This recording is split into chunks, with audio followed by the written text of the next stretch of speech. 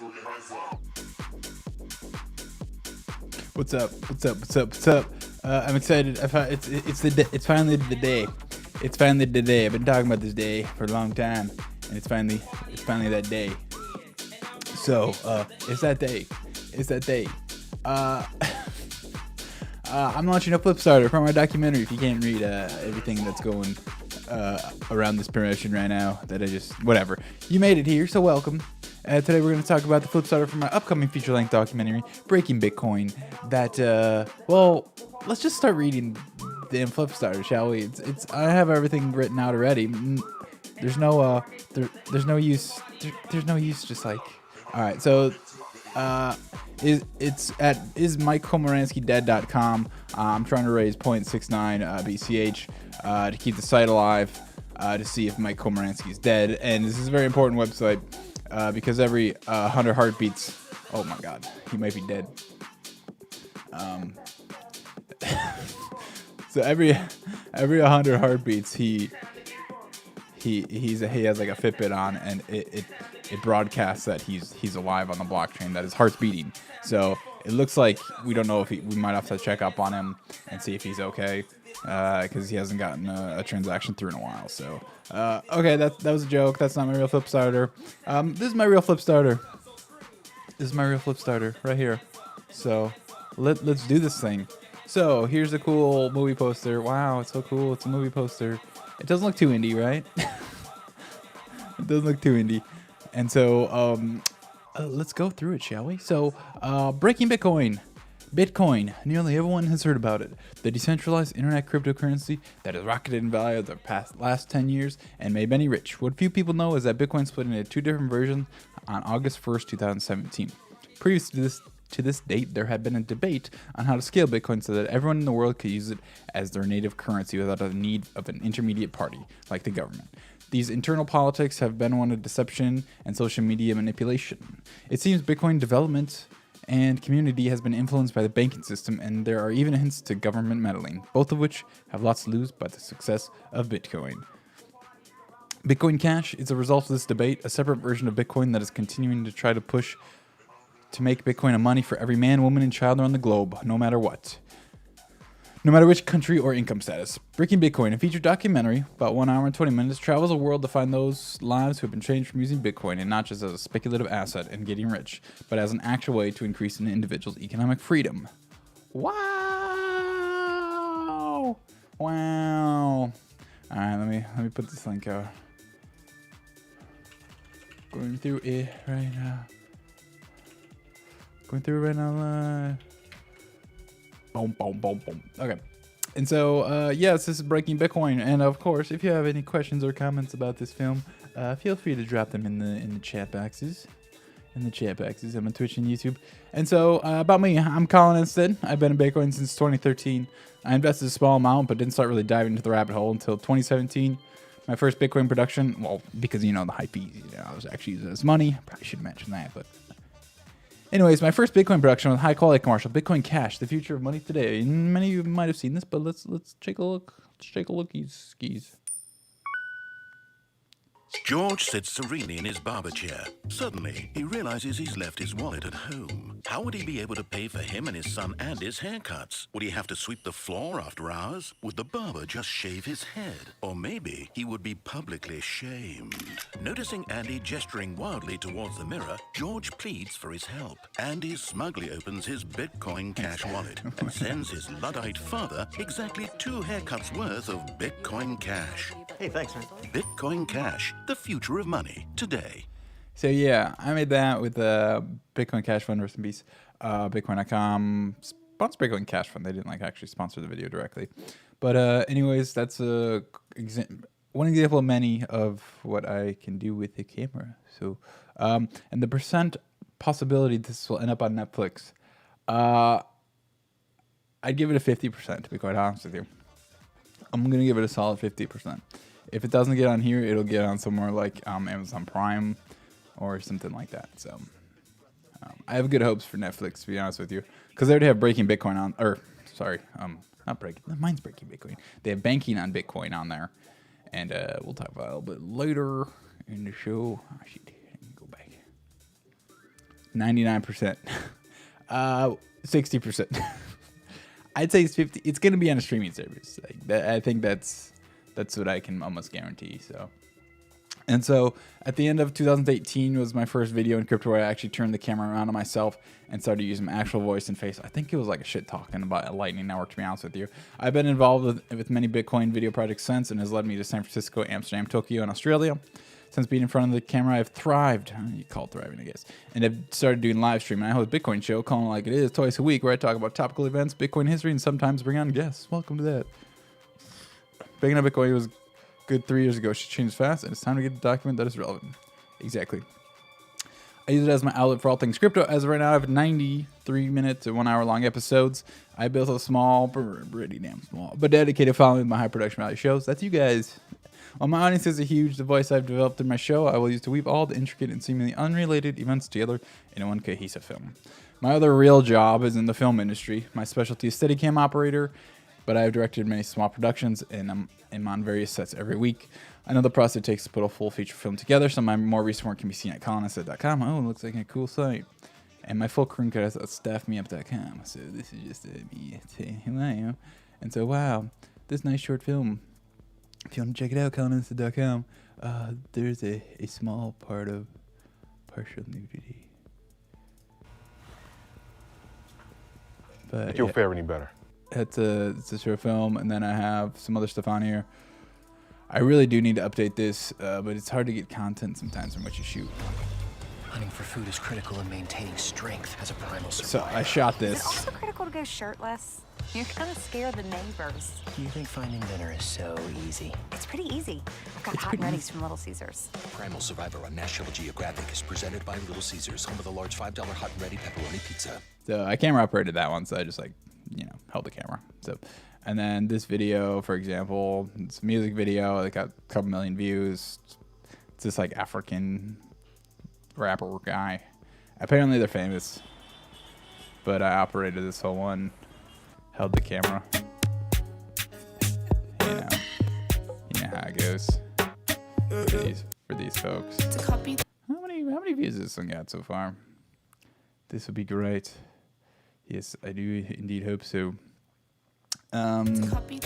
Yeah, 16 million views. Holy balls. I mean, this is obviously like a star power thing, but... And I was on the rooftop shooting this dude. You know, he's super high and smoking weed, and they like fly into Atlanta to shoot a video. I was literally called like the day before to shoot this. It's so unorganized. And then they just get 16 million views. It's so ridiculous. So that's Cuppy. Apparently the Cuppy, this chick, her dad is like a oil billionaire in Africa or some shit. Anyways, and then there's some other stuff in here. We can watch this one. This is from a while ago. It's a gimbal operator reel, so it's not quite a Steadicam operator reel, but a gimbal, like those electronic gimbal things. So this is from 3 years ago. So I've obviously been doing stuff since.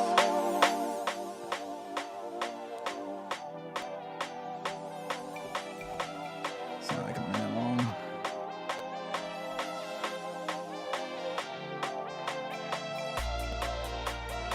Kevin Durant.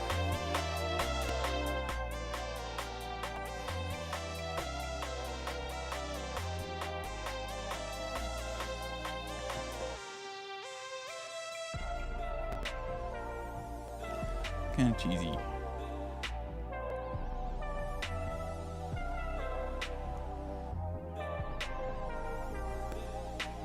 Look at the hair. Fun Colin.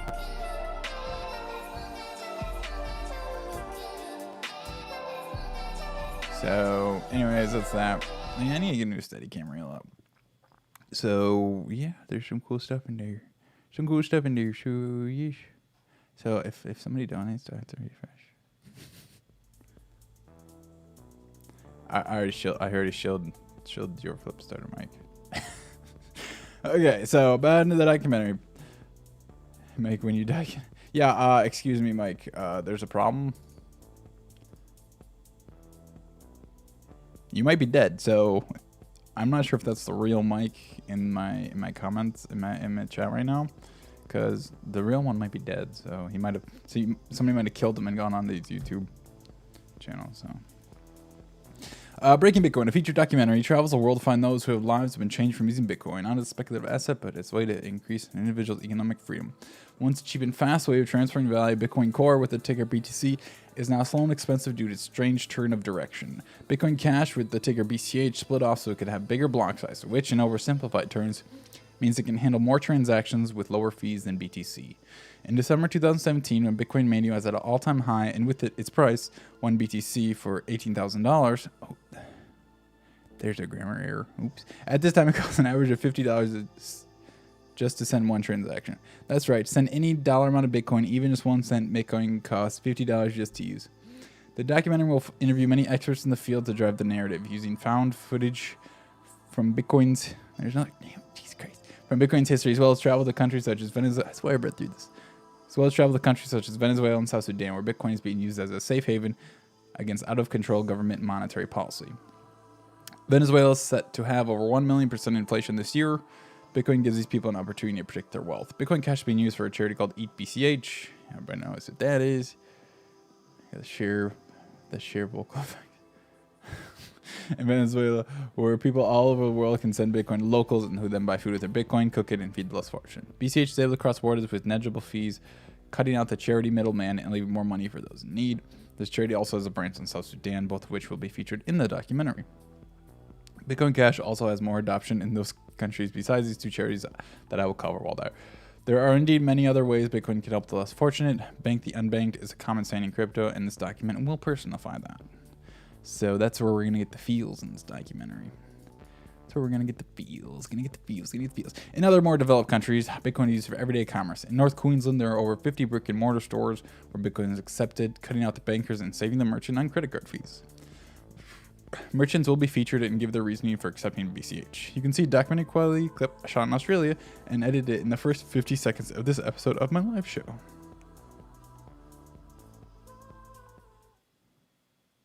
Oh, what? That's a broken link right there. Fuck. What? My link is broken. Shit. Fuck. That's kind of important.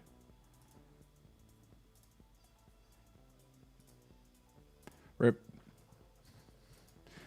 Oops. Did anybody donate yet? Can I redeploy quick? Jesus fuck. Hey, oh. Degenerate already. Oh, okay. I can't cancel now. Thank you. We got our first donation. Yeah, oops. Okay. You can't do comments on there. Hey, somebody comment. I mean, you don't have to donate, but if you want to donate, I guess I can send you the right the right link. It's up there even. Shit. I must have just deleted a character or something. I think it was. Let's see. It was this one, number 26. He's got chocolate chips in them. Dates. They're actually dates. They're dates, bro. Dates. Okay. Who's that handsome feller?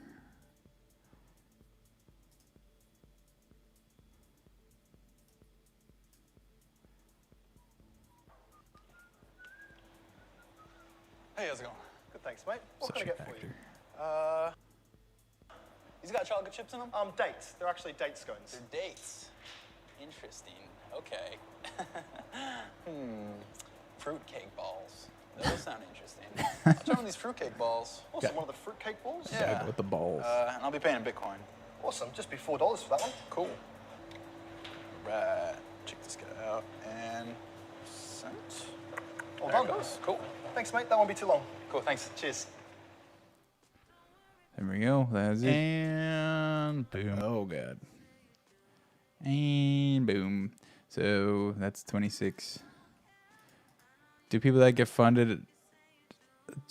fund get credit as executive producers? What? No. I mean, I can have a list at the end that thanks people, though. I mean, if you fund a lot and you want a producer credit, sure, but like, if you just give $100, it's not like executive producer. There's like 1 or 2 people that do that. So, anyways, okay, back to it. Shit, still can't believe that's broken. What is broken about that one? Did I seriously just close it?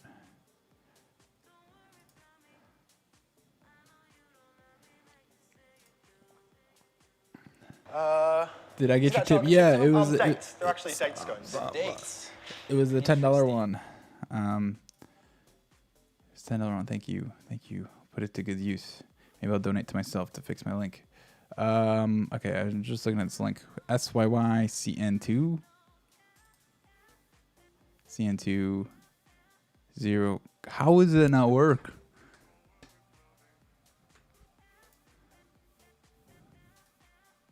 It doesn't like www. I don't understand.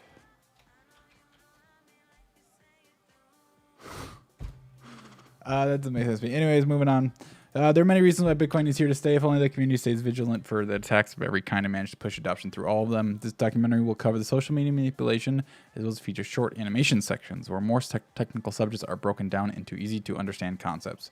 All this will be tied together via timeline of events leading up to the present via first-hand interviews of the experts that were around during the time. The current Bitcoin Cash drama in 2020 may be mentioned, but its scale is so small compared to the BTC fork, it may not even be worth talking about. And if it is, it will be a very small section, just like the price of the ABC coin. There are already multiple well-produced Bitcoin documentaries on the market today. Banking on Bitcoin is arguably the most famous, as it is on Netflix. All these talk about what Bitcoin is on a basic technical level, who Satoshi is or isn't, and how Bitcoin can change the world. Most of these documentaries were made 2015 or earlier, right when the great Bitcoin scaling debate really started heating up. Breaking Bitcoin will cover the most notable events from Bitcoin's inception in 2009 all the way up to the present. It will show how the last 4 years have affected the real-world usability of Bitcoin and how mass adoption is further away than we think. Kicking tires in the shop. Buy them all. Dude, I just got the fruit balls. The Australia trip has been completed. The Australia trip has been completed August 2019. The Tokyo trip was completed early 2018. The list of individuals that have been interviewed is below: Roger Ver, Jeffrey Tucker, Andrew Stone, Anthony Zegers, Christina Story, Amin Gunsir, Fang Yu, Noah Childress, Peter Risen, Tracy Consoli. So all those people were in Tokyo. So that was like 2018, a while ago. Mark Lindyberg, Justin Bonds, Josh Edlethorpe, Hanano, Cameron Lee, though we're all in Australia. The Australia trip covered many merchants as well as the Bitcoin Cash City conference. I was on camera spending BCH in many different spots and talking about how cool it was to use crypto for everything. Tokyo was a long time ago. I didn't get too much about the city, but the interviews are worth it. So, what's next? So what are you giving me money for? Yeah, the animation, well, probably going to be Oscar because is the intro of a porn? The fruit balls porn? No, it's not. Electron Cash SLP doesn't run Flipstarter. I don't think the SLP version does. Okay, so I need about 10 more shoot days around the world to finish up principal production on the documentary. Shooting. This includes going to Venezuela and South Sudan and possibly one additional city based on interviewee availability. We have a full network of people in South Sudan and in Venezuela who can keep my crew and I safe while we are there. The main thing is showing the less fortunate citizens of the world, especially those with countries with failing currencies, and how Bitcoin Cash can help and is currently helping them today. I do feel this documentary needs a small blocker to try and have some semblance of neutrality / opposing views, otherwise I will end up steelmaning their perspective myself. So, I don't know. That one's interesting. I don't know if I'll be able to get anybody, so if I want anybody, I might just use like found footage on the internet. And as far as like usage of that goes, Creative Commons is a thing, and like it's like an individual per clip basis what you can use, but it's pretty open what you can use if it's on the internet already. So I also want to give Mike Hearn and or Gavin Andresen to sit down in an interview, but both been hard to reach, but I will continue to try. So if this gets funded and you know those guys, please reach out to me and say this can be your tell-all. This can be your tell-all. Anything you want to say about your experience in Bitcoin, just get it off your chest. This is the documentary to do it in. And then, of course, the documentary will need to be edited. I'll have all the interviews transcribed, and with these, the structure of the documentary will be laid out. From there, I will have an editor go through the footage and start the long process of creating the movie in the edit bay. So obviously I'll like kind of script it myself and kind of hand it to the editor. Ideally, this entire process from picture wrap to delivery would be about 6 months. Obviously, I would be overseeing this all. No. Okay, good. That's really well, distribution cannot guarantee. I have contacts, specifically Al Whiting. So this is a guy I've worked on a couple of projects, and we're still working on some shows together. He needs to put a proper picture of himself on here, but basically, it's coming to fame. He was the guy in The Water Boy who got poked in the eye, the black guy who got poked in the eye. So you poked me in the eye. So that was his claim to fame, I guess. But yeah, he's been in a bunch of different stuff, like as a background. He was like the number 4 in 3 Kings, I guess, or something like that. Should have been 4 Kings, but anyways, then he's working on this movie that I'll probably be helping produce next year. We're just waiting on that money to hit. But anyway, long story short, he's in LA, and he can put this documentary in front of those who can distribute the film far and wide. The number one choice would obviously be Netflix, and we're banking on Bitcoin. As high-quality feature-length films are expensive to produce, streaming services are actually desperate for new high-quality content, and this will fit that category. When a distributor picks up this movie, they will promote it to the best of their ability, as it is now in their interest to drive traffic to it. It would likely pop up in the recommended those viewers who enjoy watching documentaries and/or enjoy finance/science/tech genres. I'm confident that once this film is finished, that it will reach a wide audience who have heard about Bitcoin but don't know too much about it. And so, like, if you have a finished film, like people want it. Like, if nobody else has it, they want it, right? Because it's easy for them to. I mean, they would buy it, right? Like, they're not gonna if they don't want it, they wouldn't buy it. Like, doesn't make sense. Like even if I did like super shitty like indie like home A&E movie, but at least like the sound was good and the story made somewhat sense, like people would still buy it because you can sell it like overseas, you can do all this stuff to it because it's a final film, and if you have full rights to it, you can do whatever you want with it, and depending on what you buy it for, you can make your money back pretty easy. So I'm very confident in actually distributing this properly and how it should be, because I think it will be high quality and it will be strung together excellent, and it will tell a story. So the timeline of this: if this Flipstarter fund is shooting would commence in about 3 months unless coronavirus travel restrictions keep delaying it. So actually, like when I go to Venezuela, I'll probably have to like fly into Colombia and then like sneak across the border in Venezuela, because Venezuela and the USA don't like each other at all. Or about that though. I'll worry about that. And so, given a 6-month editing schedule, this would put the release of this film towards the end of 2021. Updates will be given on my Twitter, as well as various updates through my live show. The subversion of Bitcoin as peer-to-peer cash is not known by 99.99% of the population, and I believe some of the highest powers in the world are behind that disruption. Bitcoin Cash is a real Bitcoin community that can feel being involved with the crypto community day after day, and I want to showcase its vibrance in video form. The main story will be driven through expert interviews, but where the documentary will shine is through the interviews on the ground with real people with real problems that can be solved with the Bitcoin that still works as money. And so, how much am I asking for? Well, $70,000. I know it's a lot, but when you feature film wise, it's honestly not that much. And so I did break it down a little bit. So let's go through it. So total production costs. This is shooting video and audio, $39,000 total. Labor. This is the largest cost. This includes my own rate and it includes the rate through post production too. So director of photography, the camera guy, a professional sound mixer, the guy with the boom stick and wireless lobs, and an assistant camera/B camera operator. So a crew of 4, pretty small crew. The rates are based on current rates at a rate of 10 days shooting and 4 half-pay travel days. So there you go. Flights for crew to and from Venezuela and South Sudan, as well as possibly another domestic for a key interviewer, $8,000. I mean, that's 8 round trips internationally and 4 domestic. So yeah, it adds up quick. Per diem for 3 meals a day for 4 crew members for 14 days at $15 a meal, $2,500. Local transpo. I didn't budget this one before. Thanks, Tab. Yeah, I hope I can get this done. This has been on my. I could do that, but I'll get to the emotional stuff. I never really budgeted local transpo before, and it always kind of fucked me because it's way more expensive than it seems. Car rental is like $200 a day, or you can get a taxi. Tokyo, we needed to get a taxi, and that added up really fast. So $200 a day for 10 days, $2,000. Equipment rental, Hard drives for any equipment needed to rent, as well as hard drives to copy the footage to, 3,000. Pretty self-explanatory there. And then post-production, everything needed to bring the story together in software, 31,000 total. Editing, piecing together the video and audio to create a cohesive story. I will be bringing this film to a professional post house where I can oversee the progress. This process takes a long time, and me outsourcing the majority of the brunt work will speed up the film's release. And so what I mean by this is like basically going to a production company in Atlanta, giving them all the footage, giving them my outline for how the story should go, and like obviously like helping them a lot, but like the actual person sitting behind the computer doing all like the minute edits, you know, they would be doing that.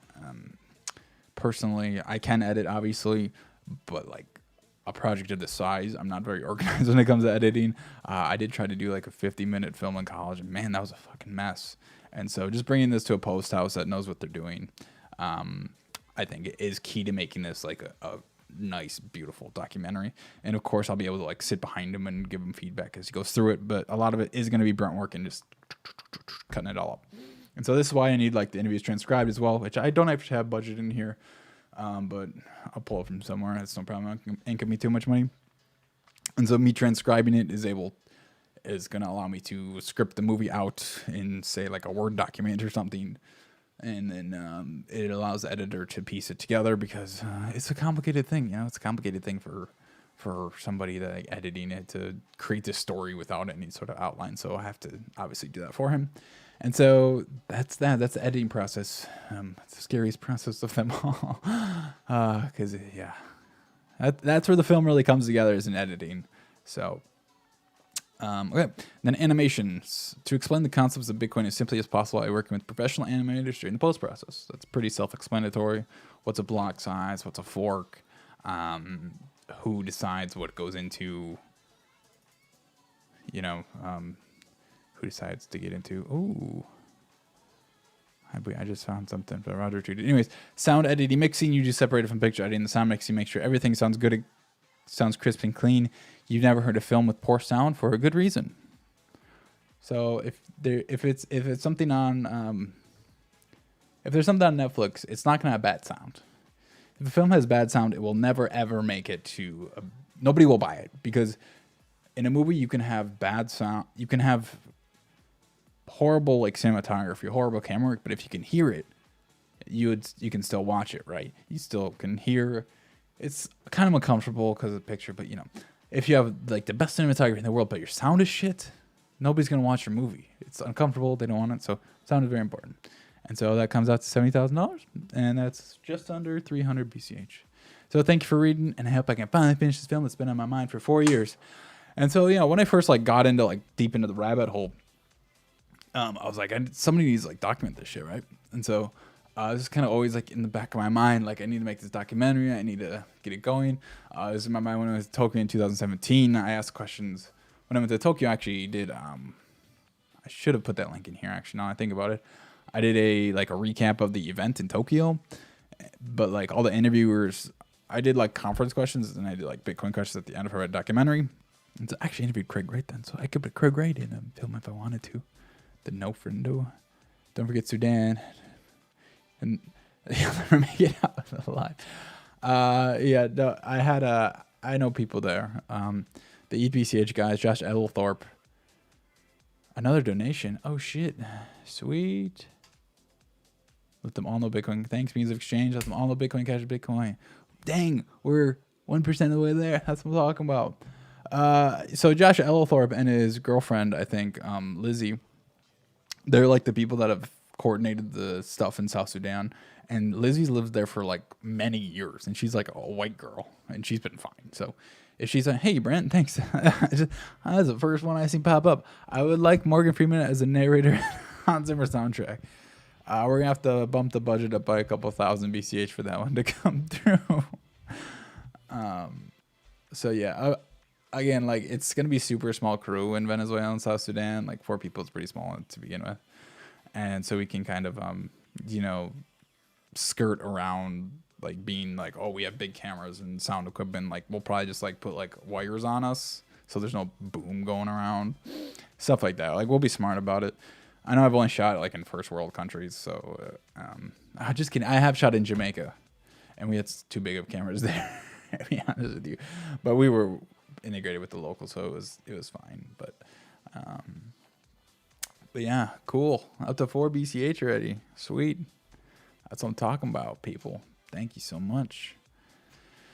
So yeah, again, this documentary is like I've wanted to do this for a long time. So finally, I've pitched this to many of the wealthy folks in Bitcoin Cash before, like not the Flipstarter specifically, but you know, like PMs with Roger, Mark, a couple other people, and they're all like interested in it. And I was like, how do I coordinate all these people like giving me money, you know? And then Flipstarter came out. I was like, this is it. This is the way to do it. And so, yeah, I haven't done it quite yet just because coronavirus hit, and like I obviously need to travel internationally, so coronavirus restrictions do need to calm down a little bit still, but I think they are loosening as week after week. So I was like, fuck it, let's do it. Let's do it now. Let's do it now. So here we are. Breaking Bitcoin, a future documentary about the great Bitcoin scaling debate. So here we are. So cool. So that's it. Anybody got any questions about it? Besides that, we're gonna watch this.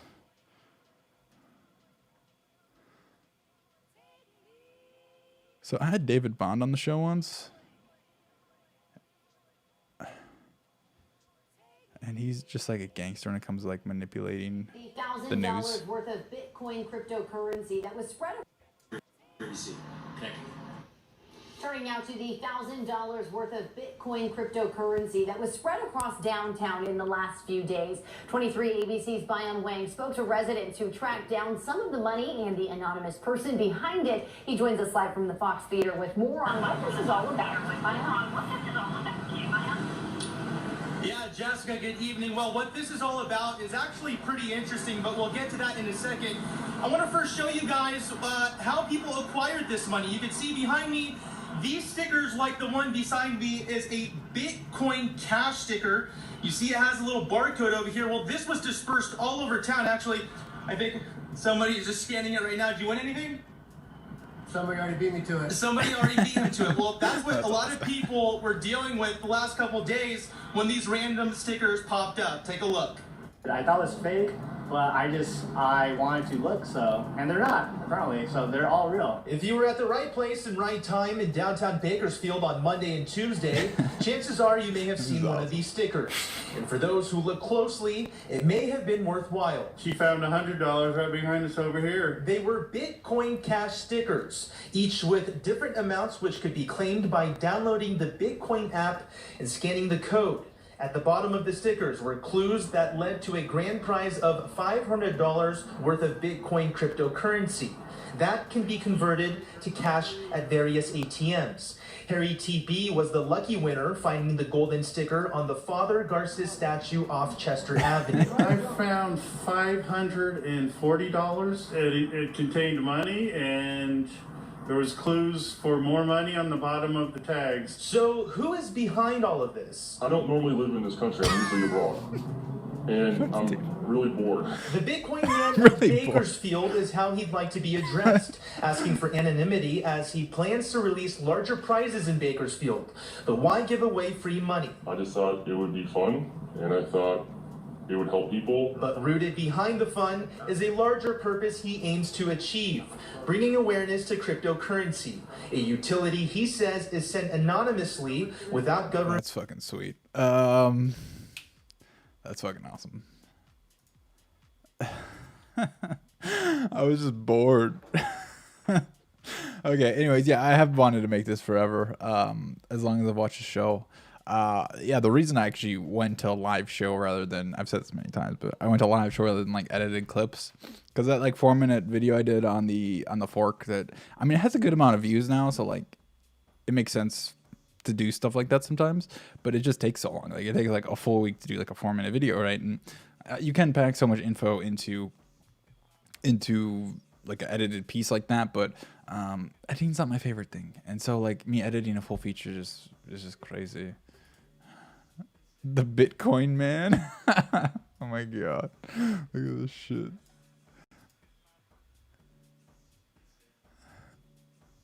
The Bitcoin man. Oh man, how can does he? I wonder if he has that recorded. Anyway, that's fucking awesome. Yeah, I've been wanting to do this for a long time now. So cool. 4 BCH so far.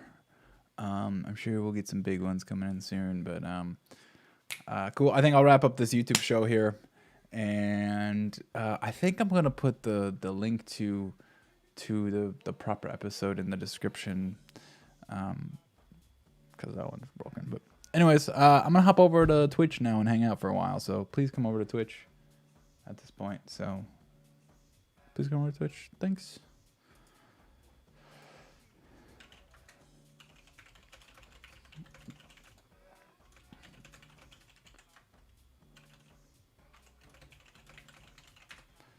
Okay. Oh.